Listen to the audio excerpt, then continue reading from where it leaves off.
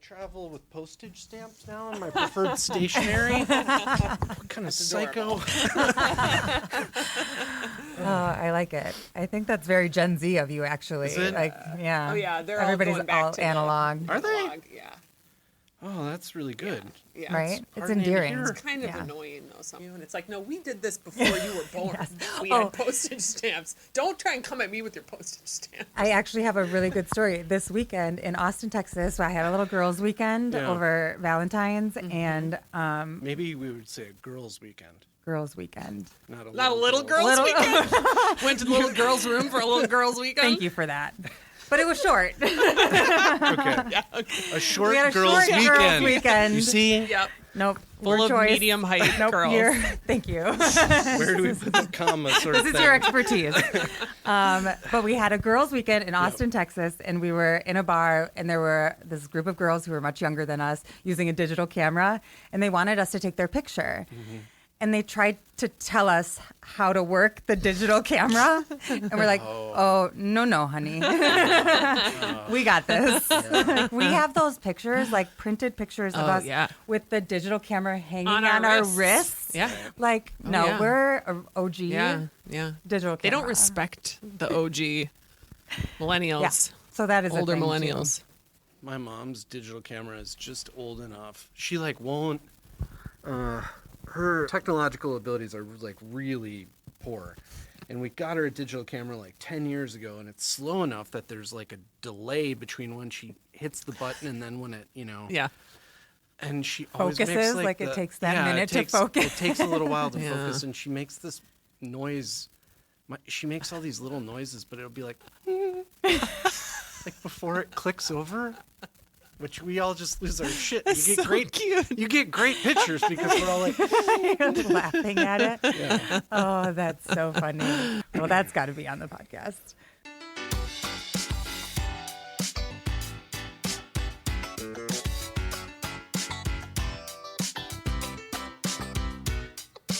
Hi. Welcome to Book Pop. I'm Molly Fish. And I'm Jamie Anderson. And we are back again. But this time, we've got Nick Butler with us. Say Hello. hi, Nick. Hello, nice to be here. We have been on a little hiatus, but we are excited to come back with a bang and a guest. And we are going to have a lot of fun talking about Nick's new book, A 40-Year Kiss. But we're going to also just talk about whatever we want, as we do here on Book Pop. Right. But a little introduction. Yes, please. Nick is a hometown boy, but was born in Allentown, Pennsylvania, raised in Eau Claire, Wisconsin, educated at the University of Wisconsin-Madison and the University of Iowa Writers' Shop. His first novel was internationally best-selling and prize-winning Shotgun Love Songs, which has been optioned for film development and has been translated into over 10 languages. Beneath the Bonfire, a collection of short stories, followed the year later. In 2017, he published The Hearts of Men, which was shortlisted for 2 of France's most prestigious literary prizes, even before its American publishing. In 2019, his 4th book, Little Faith, was published to critical acclaim. Butler published Godspeed in 2021, a literary thriller set in Jackson Hole, Wyoming, that was longlisted for the reading of West Book Awards. His latest, The 40-Year Kiss, a small-town love story set in Chippewa Falls, Wisconsin.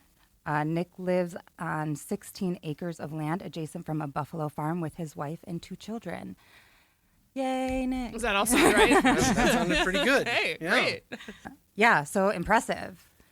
Very impressive. Well, thanks. I just feel, well, first off, thanks for having me on, and I'm looking forward to tonight's event. Yeah, I just feel increasingly lucky. Like, I've had a great run, been able to do exactly what I wanted to do with all these books, and as booksellers, you know, I mean, it's really difficult. There's so many great books that come out every single week. It's crazy. And they're all great writers, and they all deserve their day in the sun. It's just like the competition's fierce, and I've been able to do it for a while, and I hope I can do it until the end. I remember, I mean, was it 10 years ago now that Shotgun Love Songs came out? 2014. 2014. Yeah. Mm-hmm. I mean, that book was a juggernaut. We all read it. Everyone like my family, my friend groups, we were all passing around. Every generation of my family was reading it and loved it. Oh. And I feel like maybe just starting with a bang like that really set you apart. Yeah, I was really lucky with that. That's I mean, great. that's what it looks like when a publishing corporation puts their entire might behind you. It worked. I mean, they advertised the hell out of it. The sales force was 100% behind it. I'm still in touch and friends with those Macmillan sales reps. Oh, cool. You know, yeah, and it's weird. I mean, like that book is still finding an audience. I got a message today from somebody in California who was reading it, enjoying it. Amazing. And I'm not just saying that because I'm Yeah. sitting here. It was sort of made my morning. Yeah. But yeah. Yeah, it's well deserved. And Thanks. tonight, as you mentioned, you're going to be discussing A 40-Year Kiss, your newest book, Yeah. at the Wisconsin Book Festival event. We are recording here. This is our first time It is. recording off-site from the bookstore, Uh-huh. right? Normally we're in our cozy little bookstore. Yeah, but since the bookstore is open right now and we wanted to make sure we got Nick while he was in town, we are here in the lovely Madison Central Library. Which is also cozy. Super I cozy. am not complaining. I know, maybe we should always record here. This This is is a nice setup. Right? Yeah. There's nothing wrong with this. very quiet, frankly. Uh-huh. Nice natural light. Right? Now that they knocked down that historic building on the square, Yeah, the light yeah. really kind of moves in Eyesore. here. You can Don't see right even to get the me Capitol. Yeah. I know. Madison looks a lot different than when I used to live here. Isn't it crazy? Because you went to UW, right, for undergrad? Yeah. I was here from 99 to 2009, maybe 2010. Yeah. So like every time I come back, it just changes. Do you have any favorite spots that are still open that you go to? Star Liquor. Yeah. Star That's Liquor, owned by my friend Josh Slensel. Weary Traveler next door. Yep. Yep. I Their love cheese plate is the most economical appetizer that is like so good. You get that Hooks 5-year in it, Oh, and yeah. it's Yum. like you can't even buy that at the store for that price. Yeah. So double shout out. Good Guinness, pretty cheap drinks, nice staff. Dark corners. Dark corners. Speaking of dark corners, I like the Tornado. Yes. I like old places. I don't need like a trendy new restaurant. Yes. There's Yeah. a time and a place for that, but really I like old places. Yeah. So, And Bradbury's, we should give a shout out to them, right? oh yeah, Trevor Green. Thank you. God, yes. Trevor We is shout them out all the time because Oh. we live right next to them and Yes. love Yeah. them also. But we love Trevor too. When I was in the coffee industry, Trevor and I we worked closely together, and we've always kept in touch. And yeah, that's a world-class cafe. It's so it good. really, really is. People ask me for recommendations all the time in the store, and I'm like, look, I know that you're going to think I'm just saying this Yeah. because it's nearby, but Right. it's legitimately some of my favorate coffee Oh yeah, yeah. in town. No, he's sourcing coffee from around the world, which I can assure you, most cafes aren't. What's my level of language? Can I use? You the can full go throat? anywhere you want. Full. Yeah. Okay. Take it to a 10 if I you lost my train of language there for a moment, but I mean, I can assure you, like most people aren't trying as hard as Trevor is. Yeah. Yeah. Yeah. So. And great staff, great, Yep. I mean, consistent execution of their menu and their, yeah. yeah. All right. Those are great Madison staples. I agree.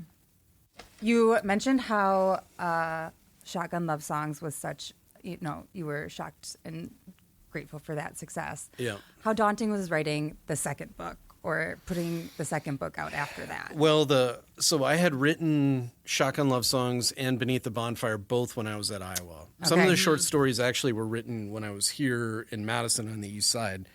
So actually having that second book kind of locked and loaded took a lot of the pressure off. And then I do think living in rural Wisconsin, like I wasn't going to literary parties where people were saying, like, do you feel pressure or what's next? Or Yeah. are you worried about sales? Like nobody cares Yeah. where Yeah. I live. They're like, really. you wrote a book? Right. Yeah, I didn't know people did that still. Yeah. No, no, I mean, so I just didn't feel a lot of pressure, to be honest with you. I probably feel more pressure now writing working on my 7th book than I did on my 3rd book. Well, this latest book we really loved. Thanks. We've read it already. We recommend it. we've got, we hope people are going to come out. Obviously, this podcast will air after the event tonight, so we aren't really getting any publicity out. But we hope people, if you missed the book festival event, come get the book at the store. We'll have signed copies at the store after, I'm sure. And the book festival puts up those events live true. on their website. You can watch them too. on their website after the fact too. And then when you get really stoked about the book, you can come buy it at Lake City Books after. Yeah, and I tour through, the upper Midwest like well after the book comes out, so I know there's stuff on the calendar for, summertime and even early fall. So I'll be around. How big of a tour are you doing? I don't even. I try to. You're going take one day it at a time. One day at a time. time. Yeah. I don't know. This week is busy. Next week is pretty busy, and then March is quieter. But then April heats up again. I bet it's probably like maybe 30, 35 dates so far. Okay. Yeah. That is good. Feels like a lot to me. Yeah, it's been a couple of weeks. You kind of gave us a hint at how the tour's been going, but have you had any like favorite highlights you want to call out so far? Favorite highlight. Well, so the Sunday before official publication, we did 2 events in Chippewa Falls. One at the Heidi Center, which is kind of like a community center hosted by the public library. We filled up that room, which is a big room, and then like 2 hours later, we went to the Tomahawk Room where the book begins. One of my friends, who's also a bartender at the Tomahawk Room, Nathan, is also a world-class chef. So he did a 5-course meal, and it was like $100 a ticket. You get a book, you get a 5-course meal, and then we gave donations to the public library. Like everybody gave a $10 donation to the public library. Yeah. So that was kind of a hoot, I mean, Yeah. and To be back where it all began, too. Yeah. And that people that work at the bar and frequent the bar are legitimately excited about the book. Good. So Are they going to sell it there? Do they got like a stack behind the bar? I'm supposed to come in on like a random Friday with a pile of books and just lurk in the corner. Oh, nice. Oh, yeah. So, You should do that. We'll see. Yeah. I mean, what a great highlight on Chippewa Falls, Wisconsin. Right. Like, what other book is going to be able Yeah. to tell a story set there? Well, Chippewa Falls in cinema is actually well represented. Oh, it was please, in lay it on us. It's mentioned in Annie Hall. I think Diane Keaton's character might be from Chippewa Falls. And then In Titanic, isn't Yes. Jack from Chippewa Falls? yes, Yeah. Jack is from Chippewa Falls. Though Okay. he fucks up his history. He says something Yeah. about like I can't remember what It's lake a lake. it is. Yep, Yeah, he but it says the didn't wrong exist. lake. Yeah, it wouldn't have existed because they dammed it up Okay. or whatever. So it's got a little cinematic cred. I'm it. not sure if it's got any literary cred It up does until now. now, Yeah. but it's also kind of a bummer of a time for Chippewa Falls because the Line and Kugel's brewery is That's right. closing. So people are kind of sad. A really big job creator there, right? And Yeah, it was like about 60 union jobs Wow. in Wow. production, and Coors Molson decided it was a line item they could cut. Mm-hmm. So, bummer. Yeah, that's brutal. Yeah, but my book is not too much of a bummer. So That's right. It's really not. And I want to talk about this because I was surprised. oh yeah, Well, I mean, so having read Godspeed, your most recent book, which is, and not that pretty it's dark. a bummer, but it was such a thriller. And I remember Yeah. the tension Yeah. and the drama that is, the drugs, Yeah. I mean, there's so much going on that I was reading this book and I'm kind of Yeah. like sitting on the edge of my Yeah. seat, like what's gonna happen? Is there Yeah. a shoe that's gonna drop? And then it really just unfolded in this lovely, quiet, the tensions are much more natural and relatable, right? It's like a real world story whereas Godspeed was awesome, but Yeah. not as relatable as I don't know. It was just Yeah. exactly. Yeah. So anyway, one of the things I definitely want us to talk about is this pivot into this love story and this genre, and how did that pivot come to you? I know you like the inspiration for the story, which I'm sure people would be interested to hear, although you're probably sick of telling it already. No, but it's okay. Yeah, no, we'd I love mean to hear about that too. But I think the inspiration for the book is important in understanding the pivot. Yeah. So Godspeed was my last book. I think I published it in 2021. It's kind of a literary thriller about the decline of the American dream and late stage capitalism and meth addiction. It's a very dark book. I'm super proud of it. Yeah. But anyway, that was published by Putnam, and I knew that Putnam wanted me to probably write something similar to that. Like they were going to start building me up as a literary thriller writer. I see. And I had an idea for a literary thriller, but I couldn't quite figure out how to put the plot together.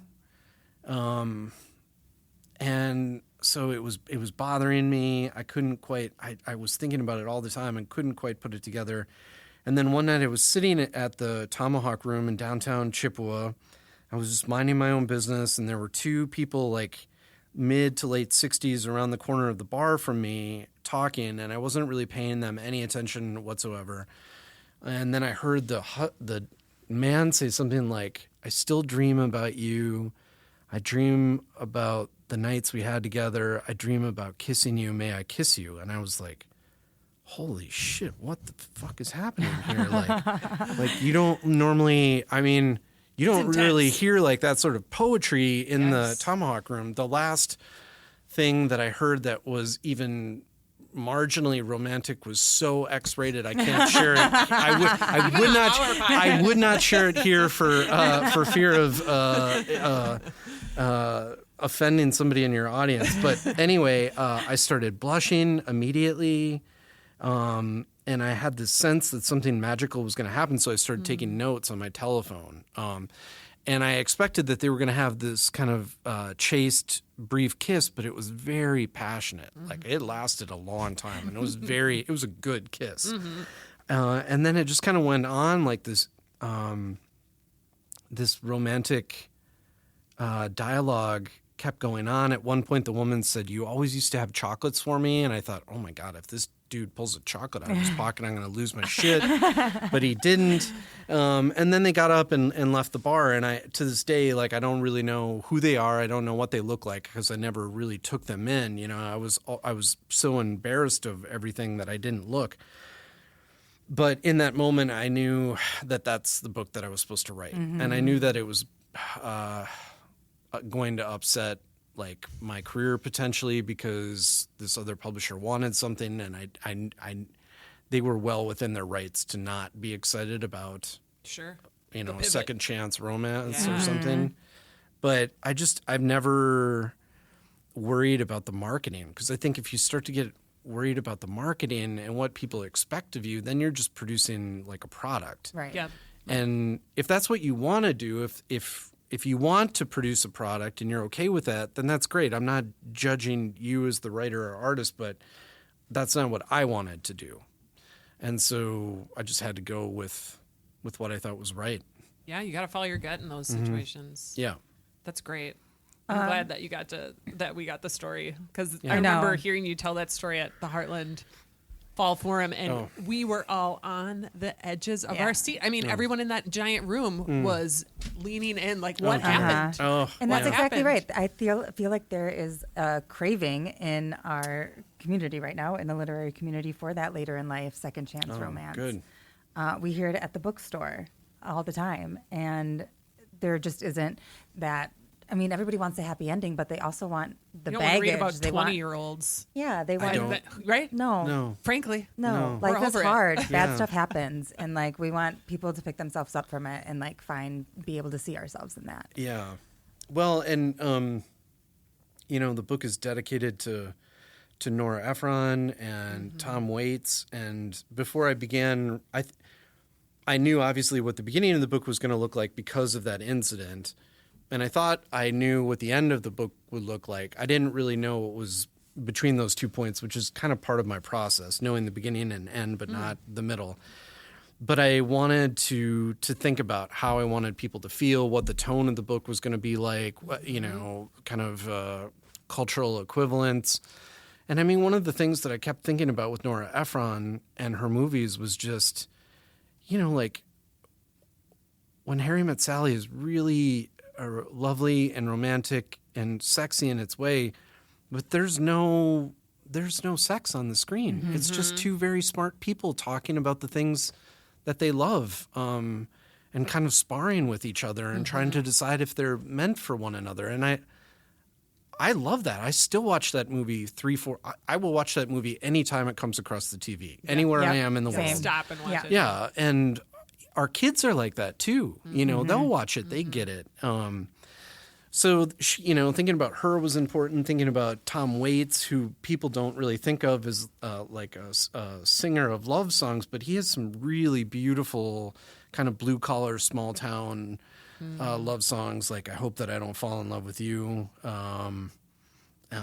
stuff from his Blue Valentine album. He actually did a soundtrack for Francis Ford Coppola. Did a love story that I don't think anyone has watched, including myself. But I do have the soundtrack, which it's Tom Waits and Crystal Gale. And it's really lush and beautiful and romantic.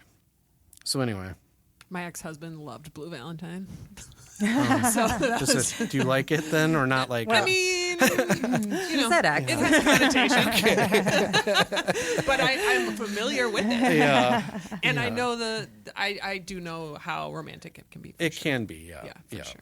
Yeah, 40 Year Kiss is definitely that kind of blue-collar setting, too. You do an amazing job of expressing the Midwest and the culture of the Midwest in a lot of subtle ways that, like, reading it, you just, like, feel it. You feel at But home you're like, when you're yeah. from Midwest. Like- Like the meals they're cooking. Yes. The The casseroles. yeah, And, exactly. yeah. The Walmart situation Yeah. that Yeah. happens. Well, I feel like, there were times in my life, probably when I was younger, when I would have kind of frowned on or judged people that go to Walmart. The older I get, the more I'm like, this is what America really is. Right. It's a lot of people that really are struggling, and they're trying to get the most for their dollar. And this might not be the healthiest or most glamorous place to shop, but like, if you really want to understand what America looks like, you should go to Walmart. And so I felt, and I don't really see it reflected in literature, to be honest with you. Yeah. I don't know if No. people think it's like cheesy or something like that, but guess what? There's a fucking Walmart Yeah. everywhere. Yes. So Exactly. And everybody's Yeah. been to one. Everybody's Yeah. been one.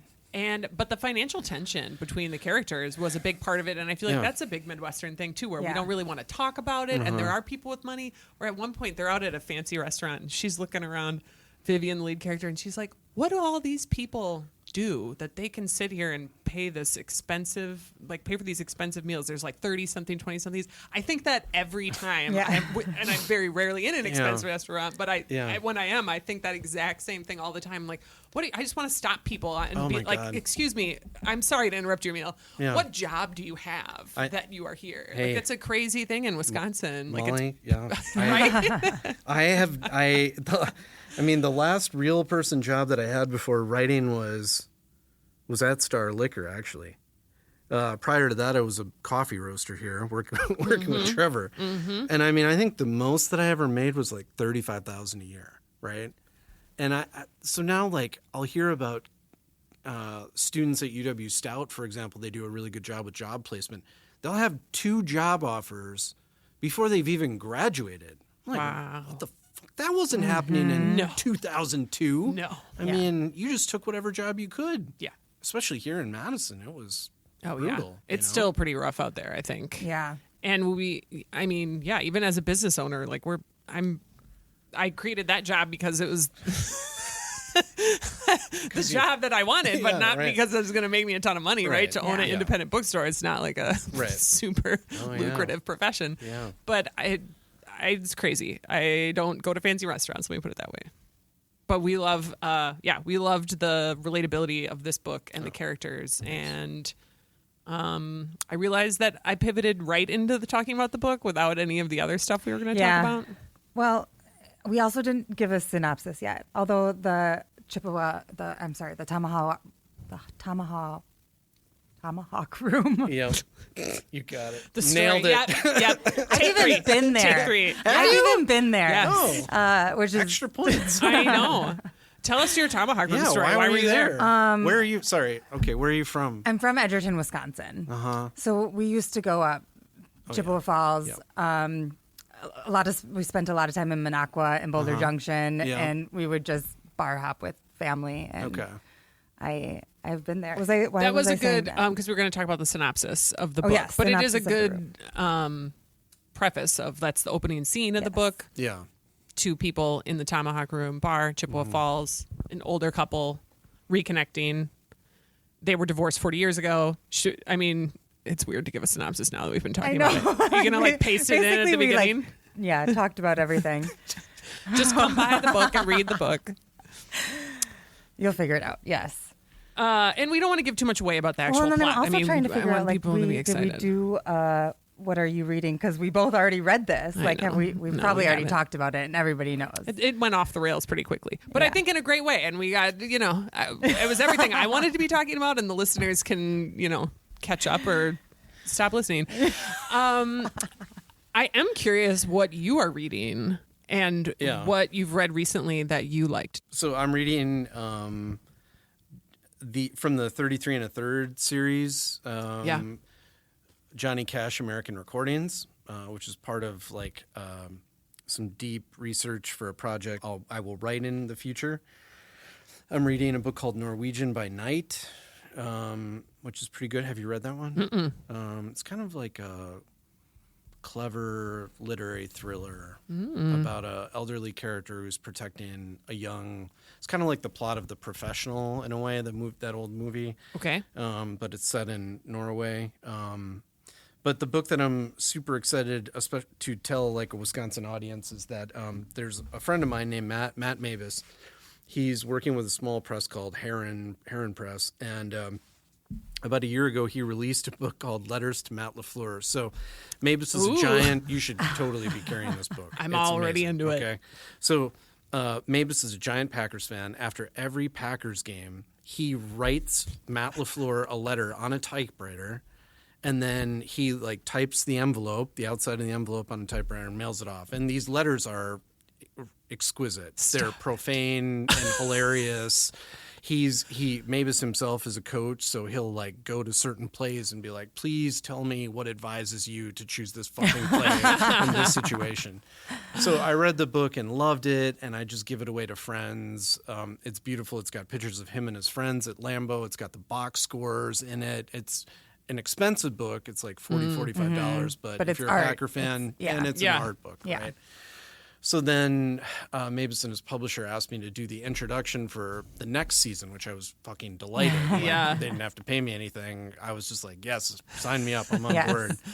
So I reached out to the Packers PR wing because I was like, you fuckers must know about these letters. Like, you haven't responded, but I know you're getting them. You're getting them and you're seeing them. So we went back and forth, and finally I got an official statement from the Packers, which is part of my foreword for the book, and that's going to come out in April.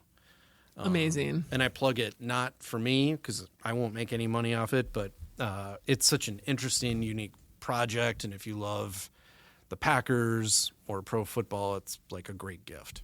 Yeah. Or you are married to, or someone in your family loves the Packers. Like, who among us does not have a person who loves the Packers in their life that they could get that for as a gift? Absolutely. That's great. Yeah. I'm always curious what people are giving as gifts too, especially authors. Yeah. Like, what book do you give to people? I just buy like 5 copies at a time of this thing. Yeah. And if I tell people about it and I get a reaction, then I try to delight them by mailing it to them. That's nice. Yeah, it's cool. Are there any other books you give as gifts? Your That's own? been my go-to. I would just be like, here's my book. You're welcome. Read my book. I made a book. It's homework. No, that's been the one lately. Are there any other authors that you think you get a lot of inspiration from? Like either like current authors, favorite books that really had an impact on you?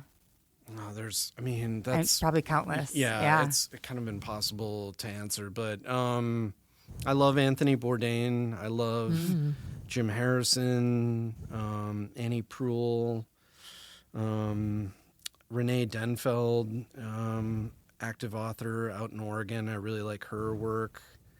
But there's just, countless. Yeah. Yeah. And I inherently feel like underread when it comes to classics, so I'm always kind of guilty myself that I need to dip back into some classics. Do like Hemingway or I love like Hemingway. Russian. I was gonna say Hemingway feels very your lane. Well, yeah, and I just, I feel like he's like just a historical person who sort of gets like he's like popular to flog, but I don't really feel like I feel like that's sort of stupid. Like if you read The Old Man and the Sea, it's just a generous, kind, beautiful book. Like I can't imagine not liking that book.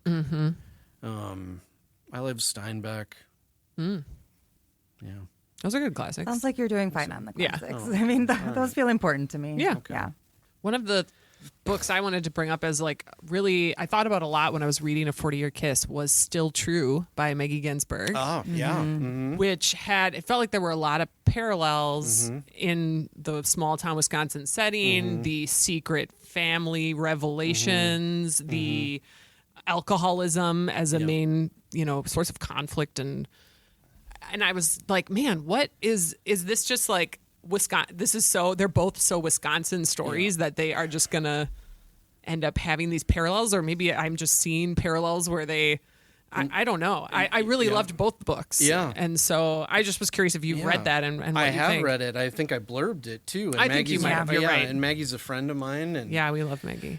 yeah, that's a very good book. I don't know what to say. I mean, I love Maggie's next book too. I think she's I'm still so jealous. She's looking for a publisher on that one, but it's Okay. it's very, very good. And I think Maggie's on the record, so I'm not like talking out of turn or anything, but like she quit alcohol a while ago, and we're friends. And I remember having coffee with her one day, and I think maybe this was even before I sat down to write A 40-Year Kiss, where I've been having a lot of conversations with myself about like, do I have to quit or what? Mm-hmm. It's not so bad now, but like during COVID, my drinking was really out of control. For all of us, though. Yeah. I mean, Yeah.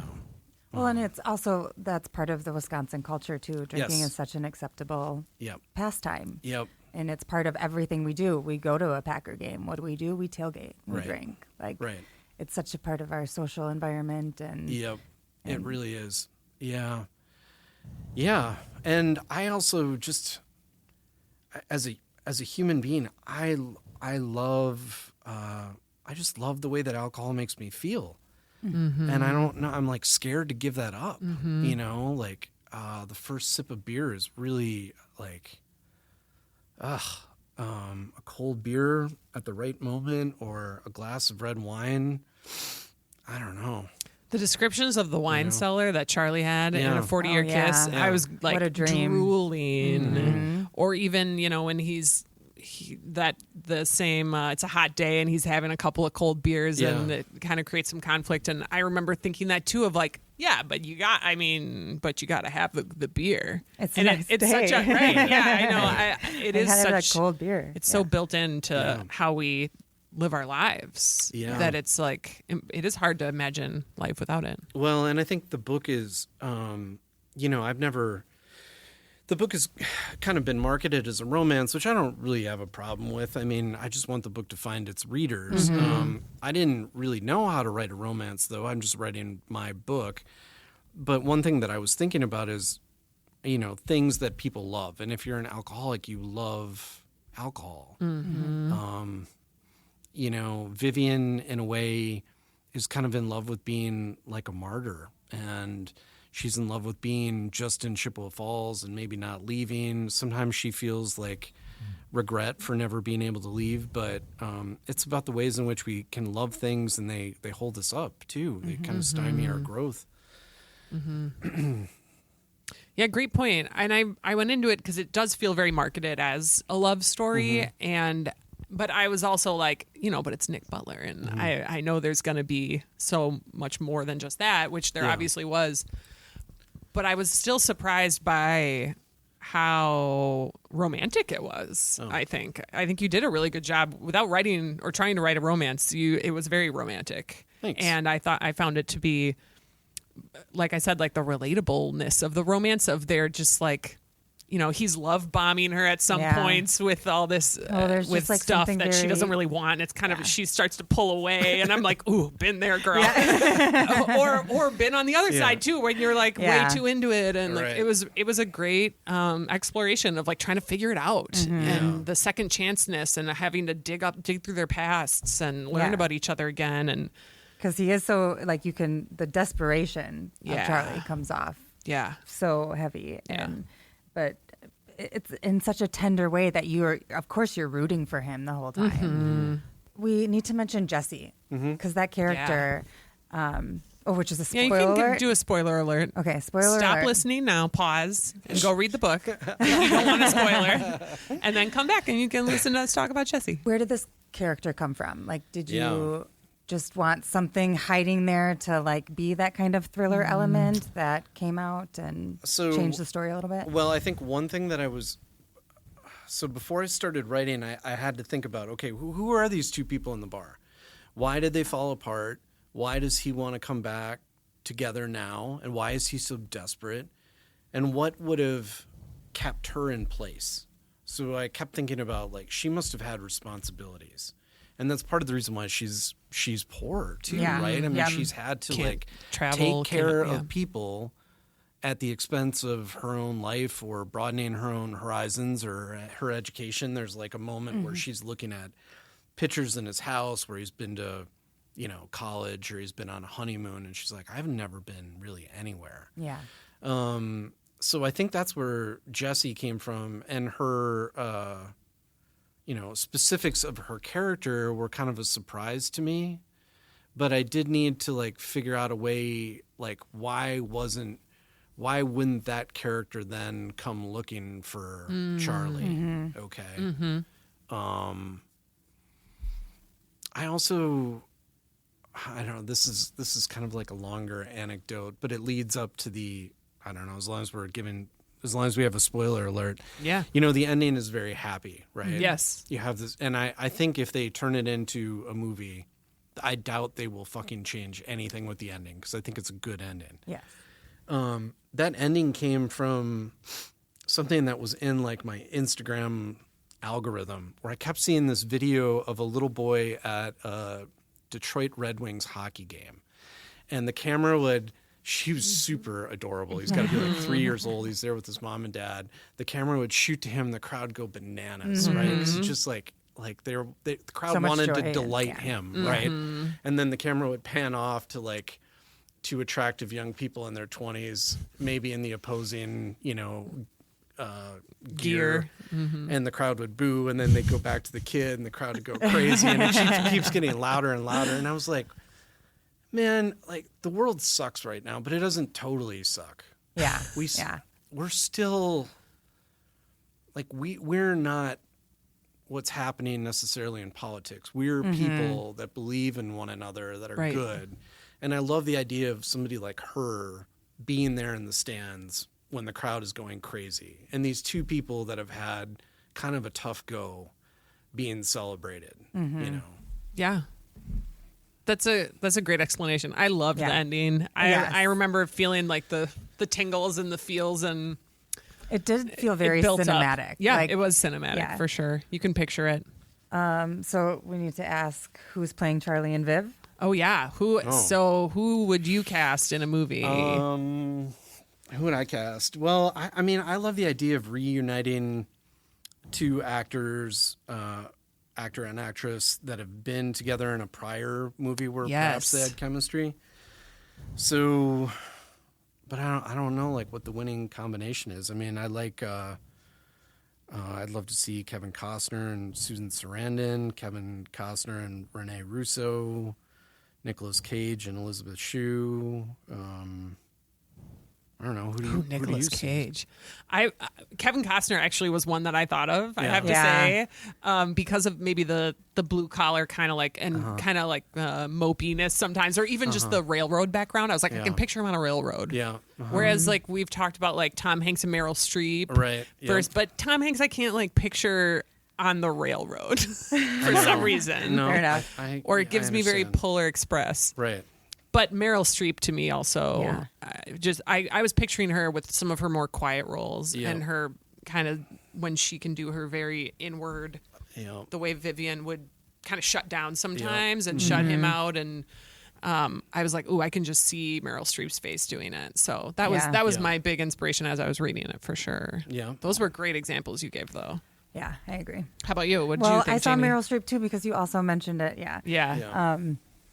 But she's dating Martin Short right now. Are they really dating? I'm convinced because I love it so like much. An internet conspiracy that maybe is real.